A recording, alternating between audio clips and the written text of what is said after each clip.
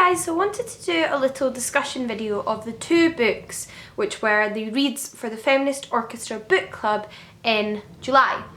So one was a graphic novel called Take It As a Compliment by Maria Stoyan, and the other was the Feminine Gospels by Carol Ann Duffy, which is a collection of poetry. I'll talk about this one first briefly because I've not talked about it much before, whereas Take It As a Compliment I actually had previously read and talked about on this channel. But before I get into it, I just wanted to talk a little bit about this month's reading. Obviously, before now, the Feminist Orchestra have just read non-fiction or fiction, whereas I thought it would be a nice idea in July to explore some different mediums for the discussion of feminism, different genres of feminist literature. So we obviously had poetry and graphic novel, and I thought that as much as the contents was interesting, the way in which they were presented would be interesting for discussion. And I think that stands true actually. Reading both of these did very much make me think about the importance of the way in which we present our ideas, our ideologies, our history, and information for discussion, and the way in which different people access different information and what suits different people, and I found that really interesting thinking about that when I was reading both of these. So the Feminine Gospels poetry by Carol Ann Duffy, I gave it 3 out of 5 stars, but that's because it didn't necessarily move me to the extent I was hoping for it to do. I don't actually have any complaints about it as a collection of poetry. I think poetry, and this is just what this sort of month's exercise proves, is that it's very subjective and it resonates with people differently. Even the best poetry doesn't move everyone because it's so stylistic, it's so to the individual author's tastes and style. The different people just get different things from different types of poetry. So although I like Carol Ann Duffy's poetry, and I have actually read her poetry before now, for some reason I guess the way she discussed the themes, or the themes she chose to discuss in her poetry, didn't like have me in tears or have me feeling very forlorn or sad or angry or invigorated or just any extreme emotions. I thought they were very well composed and in places quite interesting, and there was a few moments where I was like, yeah, that touched me, but throughout the collection it wasn't for me a very immersive, engulfing experience that had me feeling quite emotional, which is what I kind of hope from both feminist literature and from poetry. Poetry in particular, I expect to use its words to move me, and I did see in the discussion on the Facebook group though, like people were giving it 5 stars, other people like me gave it 3 stars. It is to do with the subjectivity of the poetry. The themes, however, were really interesting.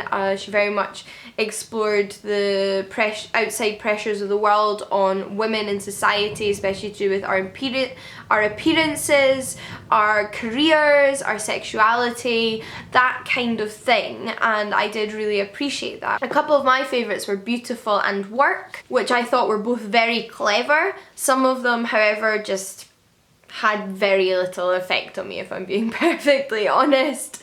But like I said, it's not really a complaint. I can't really see any flaws in her poetry. It's just me. Maybe if I'd read it like 2 years ago or read it in 10 years from now as well, it might have affected me differently, and that's just the thing, isn't it? But touching on the second book, which was Take It As a Compliment, the graphic novel, for me, this one was like a 5-star read. This really moved me, and in this, Maria Stoyan collected together testimonies from people who have suffered from sexual harassment or sexual abuse, and she illustrates those stories. That's what she does, and she illustrates each one in a slightly different style to separate it from the others. The front cover though is quite a good representation of the art inside, and her art for me was perfect. I really enjoyed her art, and I think for me she really hit on the head how far to go with what she illustrated, because it was very moving but it wasn't too much for me to read. But although I've been a victim of, say, things like sexual harassment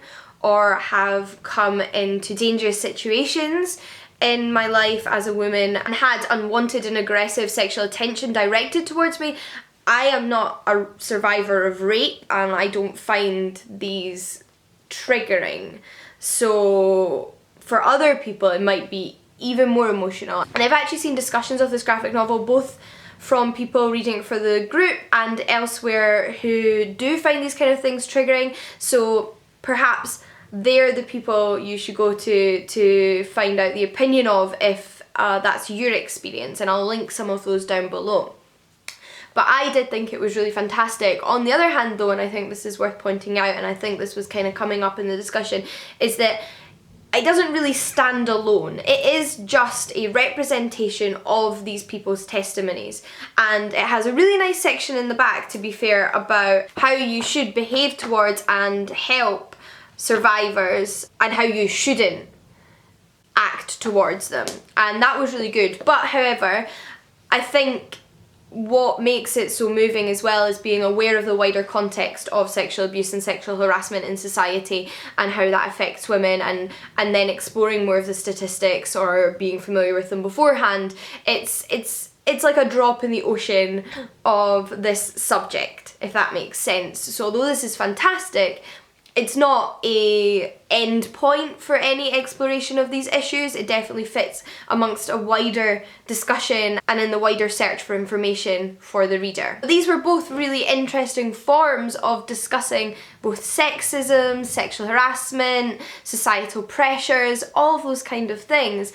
And it was really interesting seeing them being approached from something other than, say, non-fiction prose, even fiction, although I think both of those are really important. And I really enjoyed that because I think it highlights the importance of delving into these topics in different ways. It brings them to life in a new way, it makes them resonate with different people in different ways, and I think that is so important, and it's made me really keen to read more interesting approaches to the topic of feminism and sexism. I really adore the creators of both of these works, and I'll continue to read Caroline Duffy's poetry, and I'll definitely check out anything Maria Stoyan does in the future. So they're definitely both books I can recommend to you to try out, and authors and illustrators I can recommend to you to check out. And I think just really interesting reading experiences from the perspective of thinking about the ways in which we present and discuss these kind of topics. I feel like there's not much else I can say about either of them. I think you just have to read them for yourself. But I am really glad they both exist, so